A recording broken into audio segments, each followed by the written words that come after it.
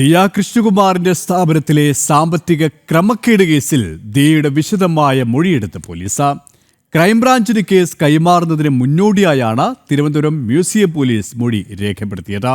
അതേസമയം ജീവനക്കാരായ യുവതികൾ അന്വേഷണത്തോട് സഹകരിക്കുന്നില്ലെന്ന് പോലീസ് വ്യക്തമാക്കി. കവടിയാറിലെ ഫ്ളാറ്റിലെത്തിയാണ് തിരുവനന്തപുരം മ്യൂസിയം പോലീസ് ദിയ കൃഷ്ണയുടെ മൊഴി രേഖപ്പെടുത്തിയത്.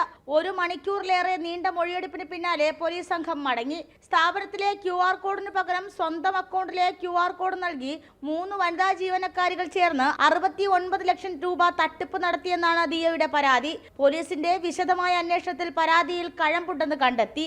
അഫ്കോഴ്സ് ഇപ്പോൾ ഒരു സ്ട്രോങ് ടീമിന്റെ കയ്യിലോട്ടാണ് മാറ്റിയിരിക്കുന്നത് വിശ്വസിക്കുന്നു. ആൻഡ് സൂൺ അവരെല്ലാവരെയും പിടികൂടണം എന്ന് തന്നെയാണ് എൻ്റെ ഒരു ആഗ്രഹം. ഇനിയിപ്പോൾ നല്ലത് തന്നെ അങ്ങോട്ട് നടക്കും. കാര്യം നമ്മുടെ സൈഡിൽ നിന്നുള്ള തെളിവുകൾ മുഴുവൻ നമ്മൾ കൊടുത്തു കഴിഞ്ഞിരിക്കുന്നു.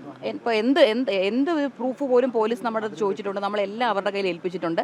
ഇനി മറു സൈഡിൽ നിന്നുള്ള അവരുടെ ഒരു കംപ്ലയിൻറ്റ് ഉണ്ടായിരുന്നല്ലോ, അതിൻ്റെ എന്ത് തെളിവാണ് അവർ കൊണ്ടുവരുന്നതെന്നും നമുക്ക് കാണാം.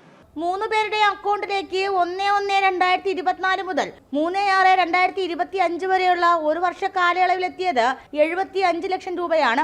ഇതിൽ മുഴുവൻ തുകയും വിവിധ അക്കൗണ്ടുകളിലേക്ക് കൈമാറിയിട്ടുമുണ്ട്. കൈമാറിയ തുക എന്തിനൊക്കെ ചെലവഴിച്ചു എന്നതിനെ കുറിച്ച് വിവരങ്ങളൊന്നും പോലീസിന് ലഭിച്ചിട്ടില്ല. ഇതിനാൽ വിശദമായ ചോദ്യം ചെയ്യലിനായി മൂവരെയും പോലീസ് സമീപിച്ചപ്പോഴാണ് അന്വേഷണത്തോട് സഹകരിക്കാതെ ഇവർ മാറി നിന്നത്. മൊബൈൽ ഫോണുകൾ സ്വിച്ച് ഓഫ് ചെയ്യുകയും സ്ഥലത്ത് നിന്ന് മാറി നിൽക്കുകയും ചെയ്തതോടെ ഇവർ ഒളിവിലാണെന്ന നിഗമനത്തിലാണ് പോലീസ്.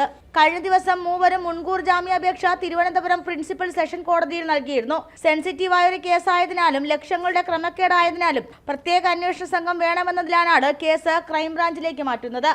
ജനം, തിരുവനന്തപുരം.